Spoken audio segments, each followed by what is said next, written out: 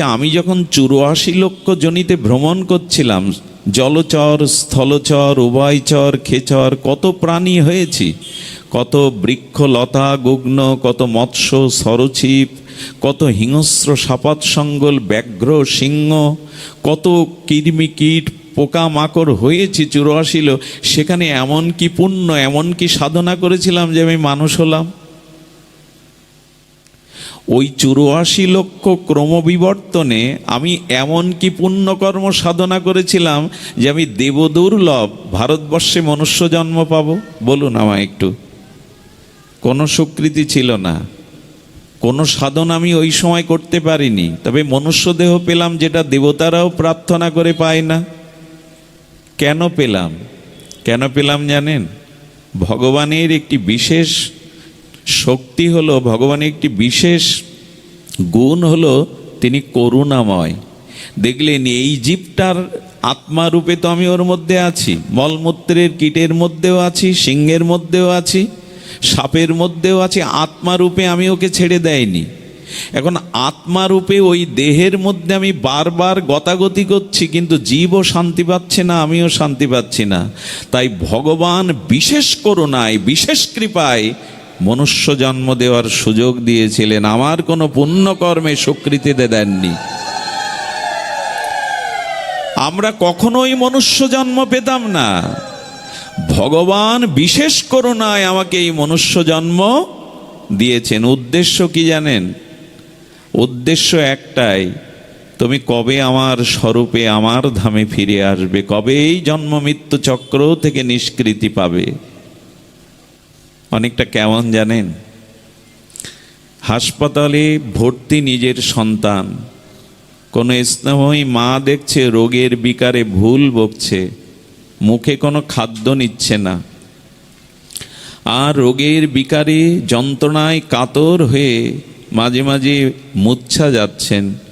সারা রজনী জেগে মা ফ্যাল ফ্যাল করে চেয়ে থাকে, খোকারে কবে তোর রোগ সারবে, কবে রোগের বিকার যাবে, কবে জল অন্ন পেয়ে সুস্থ হয়ে মা বলে ডাকবি, কবে আমার সাথে ঘরে ফিরে যাবি। এই অনন্ত বিশ্বব্রহ্মাণ্ডের মায়ের হৃদয়ের এই স্নেহ গোবিন্দর হৃদয়ের, ভগবানের হৃদয়ের এক কণা পরিমাণের সিন্ধুতে বিন্দুর মতো না। ভগবান যেন চেয়েছে, বললেন কবে ভবরোগ তোর যাবে, কবে তুই ভগবান বলে হরি বলে আমাকে ডেকে আমার রাজ্যে ফিরে আসবি, আমার চরণে ফিরে আসবি। এই জন্য মা যেমন অপেক্ষা করে রোগশয্যায়, রোগবিকারে সন্তান ভুল বকতে থাকে, মা চোখের জলে অপেক্ষা করে কবে রোগের বিকার যাবে, কবে সুস্থ হবি, কবে মা বলে ডেকে ঘরে ফিরে যাবি। কোটি কোটি অনন্ত বিশ্বব্রহ্মাণ্ডের মায়ের হৃদয়ের স্নেহ এক করলেও গোবিন্দের দয়া বা করুণার সিন্ধুতে এক বিন্দুও হবে না। উনি চেয়ে আছেন আপনার দিকে, কবে আপনি তার হবেন, তার রাজ্যে ফিরে যাবেন। হৃদয়ে রেখে তিনি এমনি করে অপেক্ষা করছেন আমার জন্য। আমি যখন মলমূত্রের কীট হয়েছি তখনও আমায় ত্যাগ করেননি। গোবিন্দ বললেন, এই দেখ, অপরাধে পাপে স্খলিত হয়ে যখন আমি পশু পাখি জন্মিতে যাব, তখনও ভগবান আত্মারূপে বলবেন, এই দেখ সবাই তোকে ত্যাগ করেছে, আমি আত্মারূপে তোর হৃদয়ে আছে, আমি তোকে ত্যাগ করতে পারি না। আমি যদি ত্যাগ করি তো জীবের গতি হবে কি? এই করুণা যার, তাকে ভুলে থাকা যায়? কতটা ভুল করছি বলুন তো আমরা। অনেকে প্রশ্ন করে ভজন কি, ভজন কাকে বলে?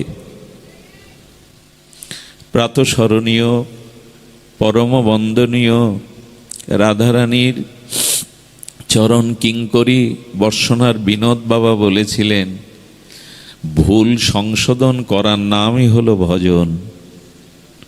ভুলটা কি জানেন? যাকে ভালোবাসার, তাকে ভালোবাসাটা দেইনি। যাদের ভালোবাসা দিলে তারা আমায় ভালোবাসে না, আমি তাদেরকেই ভালোবাসা দিয়েছি। এই ভুলটা ভেঙে যাওয়ার নামই হলো ভজন। যাকে ভালোবাসার, তাকে ভালোবাসাটা দেইনি। ওখানে ভালোবাসা নিয়োগ করিনি। যাদের ভালোবাসলে, যারা আমায় ভালোবাসতে পারে না, ভালোবাসা তাদের দিয়েছে। এই ভুল ভেঙে যাওয়ার নামই হলো ভজন। কাদের ভালোবাসলে তারা আমায় ভালোবাসতে পারে না? আচ্ছা, টাকাকে ভালোবাসে না আমাদের মধ্যে এমন কেউ নেই। অর্থ প্রয়োজন, জীবন জীবিকার জন্য, বেঁচে থাকার জন্য অর্থ একান্ত প্রয়োজন। অর্থ শব্দের অর্থই হলো প্রয়োজন। এখন টাকাকে আমি ভালোবাসি, টাকা আপনাকে ভালোবাসে তো? একটু উত্তর চাই আপনাদের কাছে। ভালোবাসে টাকা? ওই কাগজ বা ওই মুদ্রা আপনাকে ভালোবাসতে পারে না, ও তো প্রাণ নেই, আছে কি? আচ্ছা, যে বাড়ি আমি ভালোবাসি, বাড়ি বাড়ি করে মাথা খারাপ করছি, বাড়ি আমায় ভালোবাসে তো? জমি জমা, বাড়ি গাড়ি এরা ভালোবাসতে পারে না, এদেরই ভালোবেসে গেলাম। আমার বাড়ি, আমার জমি, আমার সম্পদ। কিন্তু যে ভালোবাসা দেওয়ার জন্য হাত বাড়িয়ে আছে, তার প্রতি ভালোবাসা দিলাম না, তাকে চিনলাম না, এটাই ভুল। এই ভুল ভাঙাটার নামই হলো ভজন। হই হুল্লোড় করে কিছু হবে না। ভালোবাসাটা যথাযোগ্য স্থানে নিয়োগ দিতে হবে। আচ্ছা, যদি বলেন আমি ভগবানের ভালোবাসা দিলাম না, তো তোমার কি? তোমার কি এসে যায়? ভগবানকে ভালোবাসতে হবে, এর কি মানে? তবে শুনুন, ক্ষতিটা কি হবে। আমার মুখে শুনলে হয়তো ঠিক ঠিক আস্থা আনতে পারবেন না, ব্রহ্মাজির মুখে শুনুন। আমাদের ব্রহ্মাজি সনক পিতা, বেদবক্তা, আর ভগবানের নাভি কমলজাত ব্রহ্মা যে কথা বলেছেন তা বড় ভয় লাগার কথা। যদি ভয় হয় ভালো। ব্রহ্মাজি বলছেন, তাবৎ গৃহদাস্তে না কারা গৃহম গৃহম তাবৎ মোহনী গর যাবৎ কৃষ্ণ নতে জনা। ব্রহ্মাজির বাক্য তো একটু ধ্যান দিতে হবে, কোলাহলে এই কথা বোঝা যাবে না। খুব মনোযোগ দিয়ে শুনে, ঘরে যারা কথা বলছে একটু নিষেধ করে দিন, একটু ধ্যান দিন। সমস্যা কি? ভোজন আর ভজন এটা এক জায়গায় করলে খুব সমস্যা হয়। রান্না এবং হরিকথা এ দুটো এক জায়গায় রান্না করতে গিয়ে তো লবণ চাই, হলুদ চাই, বলতেই হবে। এগুলো আগে করবেন। ভোজন তো সারা জীবনই করলাম, 3 বেলাই তো ভোজন করি, ভজন তো 3 বেলা হয় না। আমাদের আর একটা সমস্যা, আমি একবার রামকৃষ্ণ মিশনে গেছি, দেখি বেরিয়ে যাওয়ার সময় লাইন দিয়ে ওই যে বোঁদে প্রসাদ আছে না, 1 চামচ করে দিচ্ছেন। বললাম, স্বামীজি আপনারা বিশ্বনন্দিত, তো 1 চামচ বোঁদে হাতে দিচ্ছেন। বললেন, স্বামীজি বলতেন বাঙালির এই পেট পুজোটা অনেক হয়েছে, ব্রেন পুজোটা হয়নি। একটা কষ্ট লাগে কি জানেন, অনেক জায়গায় হরিবাসর বন্ধ হয়ে যায়, মানে সাপ্তাহিক নাম বন্ধ হয়ে যায়। আমি কারণ সম্পর্কে জেনেছি, ওখানে ভালো প্রসাদ দেওয়া হয় না, তাই লোক আর আসে না। এগুলি কি মেনে নেওয়া যায়? আরে মানুষ ব্যতীত পৃথিবীর প্রত্যেকটি প্রাণী সকাল থেকে সন্ধ্যা পর্যন্ত বিধাতা তাদের কোনো খাদ্য দেয়, কেউ না খেয়ে থাকে না। খাদ্য তো 3 বেলা পায়, প্রসাদ কেন? প্রসাদ তো গোবিন্দের কথামৃত, ভগবানের চরণামৃত, এইগুলোই মূল প্রসাদ। হ্যাঁ, ভগবানকে দিতে হবে, কিঞ্চিত পেলেই যথেষ্ট। প্রসাদের ভিড়ে অনেক সময় হরিকথার বিঘ্ন হয়ে যায়। পেট পুজো বাঙালির অনেক হয়েছে, ব্রেন পুজো হয়নি। এই জন্য মাঝে মাঝে ওই দিকে দৃষ্টি না, অনেক জায়গায় নামযজ্ঞ দেখেছি, নামযজ্ঞের আসরে যে কটা ভক্ত না, আনন্দবাজারে তার দ্বিগুণ ভক্ত। এগুলিতে একটু আমাদের চিন্তা করতে হবে। হরিকথা ভোজন আমরা পেয়ে যাব। এখানে সকলের বাড়ি গোবিন্দ কৃপা করে বিশ্ববিদাতা বিশ্বম্বর অন্ন দিয়েছেন, কম বেশি দিক, কিন্তু হরিকথা সবখানেই দেননি। জ্ঞানযোগ্য ভক্তিযোগ্য সবখানে হয় না। অন্ন সবার বাড়িতে আছে, ভক্তিযোগ্য সবার গৃহে হয় না। ধ্যান দিন। সুখদেব গোস্বামী বলছেন, পরমহংস কুলতিলক মহারাজ, হে রাজন, 4টি দিন আপনি জল অন্ন না পেয়ে একাধারে বসে প্রয় বৈষণে হরিকথা শুনছেন, যান একটু জলান্ন পেয়ে আসুন। পরীক্ষিত মহারাজ কি বলেছিলেন জানেন? জগতের তৃষ্ণা মিটাতে গিয়েই তো এই অভিশাপে পড়েছি, জল তৃষ্ণায়। এখানে শুধু কৃষ্ণ কথামৃত অমৃত পান করে আমার আর জগতের তৃষ্ণা নেই। গুরুদেব, সর্প এসে বিপ্র অভিশাপে যদি আমাকে দংশন করে, আপনি কৃষ্ণ কথা বন্ধ করবেন না, আমার অন্য ক্ষুধা জ্বালা নেই। এই ভেবেই যদি কেউ হরিকথা শুনতে হবে, 4 দিন থাকতে হবে না আপনাদের, 2 ঘন্টা অন্তত শান্ত হয়ে হরিকথা শুনবেন। যে কথা বলছিলাম, ব্রহ্মাজির এই শ্লোকটি বড় অনুভব বেদ্য। তাবৎ গৃহদাস্তেনা, স্তেনা মানে চোর। আচ্ছা, চোর যখন গৃহস্থের ঘরে চুরি করে, তখন মূল্যবান সম্পদ, অর্থ, কড়ি, সোনাদানা নিয়ে ঘরটা অগোছলা করে যায় কিনা? আলমারি ভেঙে দিয়ে যায়, কাপড় চোপড় ছুঁড়ে ফেলে দিয়ে যায়, যায় কিনা? তো চোর ঘরের মূল্যবান সম্পদ চুরি করে ঘরটা অপরিচ্ছন্ন করে যায়, এই তো, অগোছালো করে যায়। ব্রহ্মা বলছেন ধ্যান দিন, যাবৎ কৃষ্ণ ন তেজনা। হে কৃষ্ণ, হে পরমেশ্বর, হে প্রিয় পরম, যতদিন জীব ভালোবাসা তোমাকে অর্পণ না করবে, আমি 2 বার বলছি, আপনার জ্ঞানী শ্রোতা, বিদগ্ধ শ্রোতা যারা সামনে বসে আছেন, আমার তো ভয়ও করছিল হরি কথা বলতে। এনারা পাঠক বৃন্দ, কীর্তনিয়া বৃন্দ, মহা অনুভব বৃন্দ, শাস্ত্রজ্ঞ। তবু 2 বার শব্দটা বলছে এই কারণে, একটা প্রস্তর খুঁটিকে মাটিতে প্রথিত করতে গেলে একবার আঘাতে প্রথিত হয় না, বারবার আঘাত করে। কিছু কথা আছে বারবার বলতে হয় যাতে হৃদয়ে গেঁথে যায়। বললেন যাবৎ কৃষ্ণ নতে জনা, যতদিন জীব তোমার চরণে নিজের মন, তোমার চরণে ভালোবাসা বা অনুরাগ অর্পণ না করবে, যাবৎ কৃষ্ণ নতে জনা, যতদিন জীব হৃদয়ের ভালোবাসা তোমাকে অর্পণ না করবে, যদি অর্পণ না করে তবে তার মন চোর হয়ে যাবে। স্তেনা, স্তেনা মানে চোর, মন চোর হয়ে যাবে। তা চোর কি করে? একটু আগে বললাম, ঘরের মূল্যবান সম্পদ চুরি করে ওখানে আবর্জনাদি অগোছালো করে যায়। কৃষ্ণকে ভালোবাসা না দিলে, ভগবানকে ভালোবাসা অর্পণ, অনুরাগ অর্পণ না করলে, এই মন আমার ভিতরে যে সদ্গুণগুলো আছে, সন্তোষ, দয়া, ক্ষমা, এগুলি চুরি করে হিংসা, অহংকার, বিদ্বেষ আমার মনের ঘরে ঢুকিয়ে দেবে যদি ভগবানকে মন না দেন। ব্রহ্মাজি বলছেন আমি না, স্তাবৎ গ্রয়াধাস্তে না। আরেকটি কথা বলেছে, আগেই বলেছি, ভয় হলে ভালো। কৃষ্ণ, জীব যদি তোমাতে মন ভালোবাসা না দেয়, তখন যে ঘর সে সুখের জন্য বেঁধেছে ওই ঘর হয়ে যাবে কারাগার। ওই ঘর কি হবে? আজকে প্রতিটা সংসার কারাগারে এখন নাম দিয়েছে সংশোধনাগার। ওইখানে টিভি আছে, খেলার মাঠ আছে, ওখানে ভালো খাদ্যও পাওয়া যায় টাকা জমা দিলে। তাস খেলতে পারবেন, ফুটবল খেলতে পারবেন, টিভি দেখতে পারবেন, পাকা বাড়িতে থাকতে পারবেন, খুব বেশি কাজ নেই। কারাগারে কেউ সুখী হয় গো মা? কারাগারে কেউ শান্তি পায়? হোক বাড়িতে কুড়ে ঘর, নিজের আপন আলায়ে তার শান্তি। কারাগারে গোবিন্দ বললেন কৃষ্ণ তোমাতে অনুরাগ ভালোবাসা যদি না দেয়, ব্রহ্মা বলছেন তাদের ঘরগুলো হবে এক একটি কারাগার। আজ হয়েছেও তাই। অর্থ আছে, স্ত্রী আছে, পুত্র আছে, সহায় সম্পদ আছে, আসবাবপত্র আছে, কিন্তু কি নেই? শান্তি নেই। ব্রজলীলার কথা মাঝে মাঝে আসে। গোবিন্দ গোপীদের ঘরে সেই মনোচোর ননিচোর প্রবেশ করেছে। গোবিন্দকে বোকা বানানোর জন্য সেদিন আর ঘরে নবনীত ভাণ্ড রাখিনি।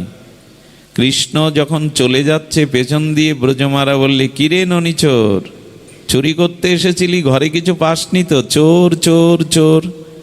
গোবিন্দ তর্জনী উঠিয়ে গর্জন করে বললেন, যে ঘরে আমার কোনো উপচার থাকে না, যে ঘরে আমার সেবা থাকে না, এরা সবাই চোর। আমি না, তোমরাই চোর।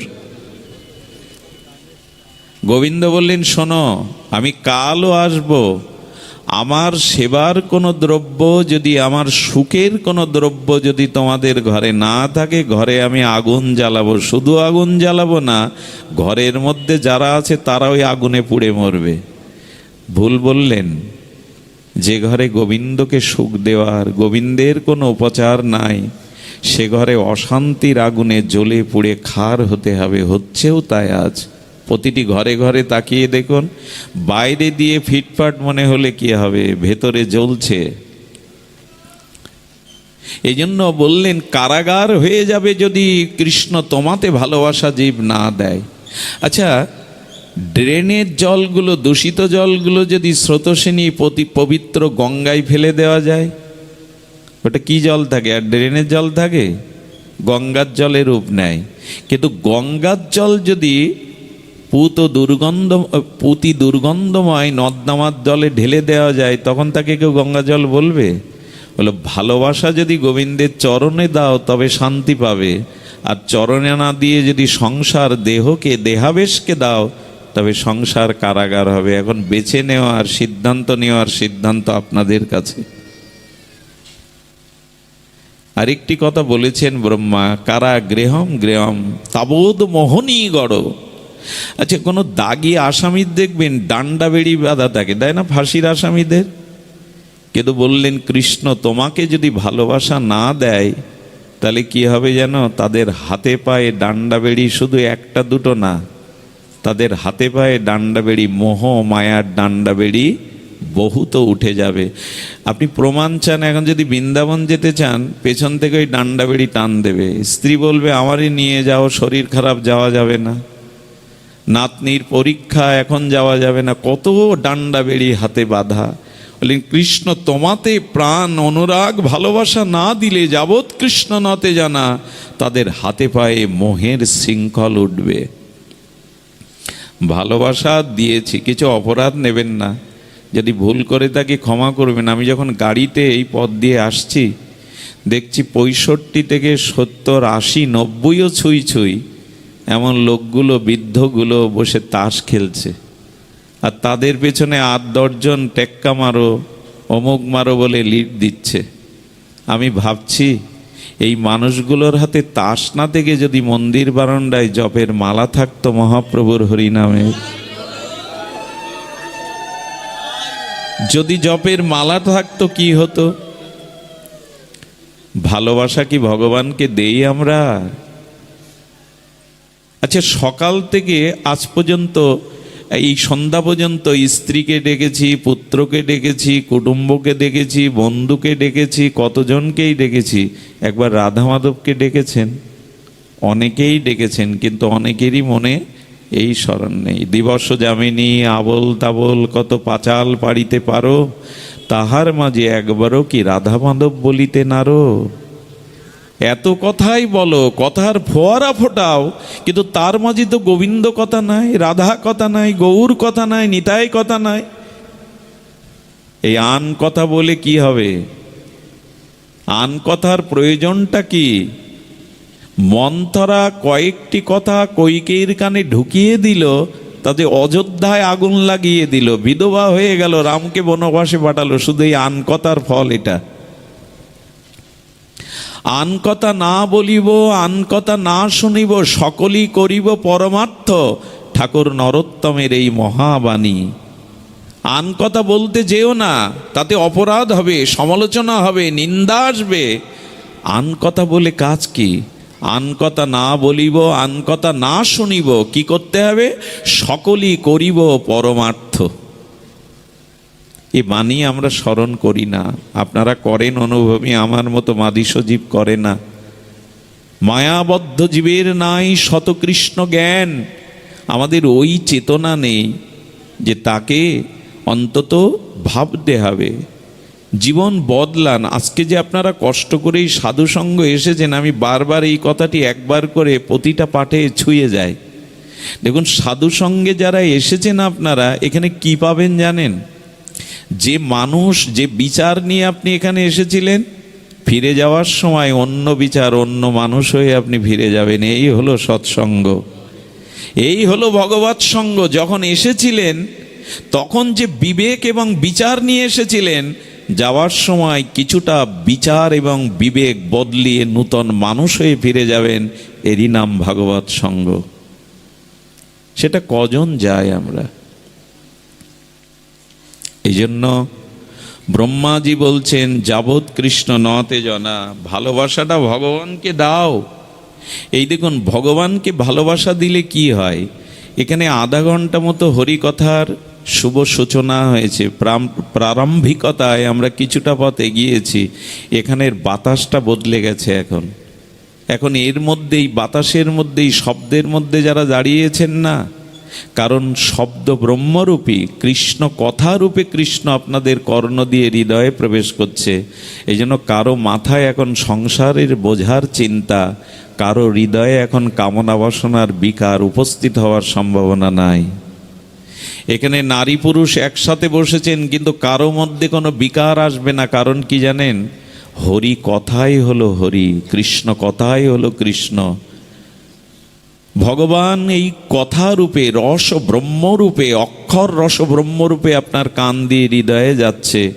আর হরিকথা যেখানে হয়, বজরংবলী হনুমান যে আসেন যে কোনো রূপে, অনেক পবিত্র আত্মাগণ নেমে আসেন হরিকথা শোনার জন্য। এই জন্য এখানের বাতাসটা তো নির্মল হয়ে যায়। এখানের বাতাসে যে প্রবেশ করুক তার চিত্ত আক্রান্ত হয়ে যায় শুদ্ধ ভাবনায়। এই জন্য শুদ্ধ ভক্ত সঙ্গে হরিকথা শ্রবণ না করা পর্যন্ত দান ধ্যান যাগ যজ্ঞ পুণ্যকর্ম তীর্থ পর্যটনে ভগবান প্রসন্ন হবেন না, যতদিন না সাধু মুখে হরিকথাতে আপনার রুচি হবে। শ্রম এবহি কেবলম বলেছেন, সব শ্রম বৃথা হয়ে যাবে যদি সাধু সঙ্গ হরিকথাতে রুচি না হয়। কারণ দান ধ্যান যাজ্ঞ তীর্থ পর্যটন আমরা 99% মানুষ পুণ্যের আশায় করি, কিন্তু পুণ্যের কিছু হয় না। খুব বড় একটা কথা শুনুন, পাপও যেমন আমাদের বাধা, পুণ্যটাও বাধা। পাপও বেঁধে ফেলে, পুণ্য ক্ষয় করলে আবার জগতে আসতে হয়, পাপ ভোগ করে ক্ষয় করে আবার প্রারব্ধ ভোগের জন্য আসা যাওয়া ফুরালো না তো।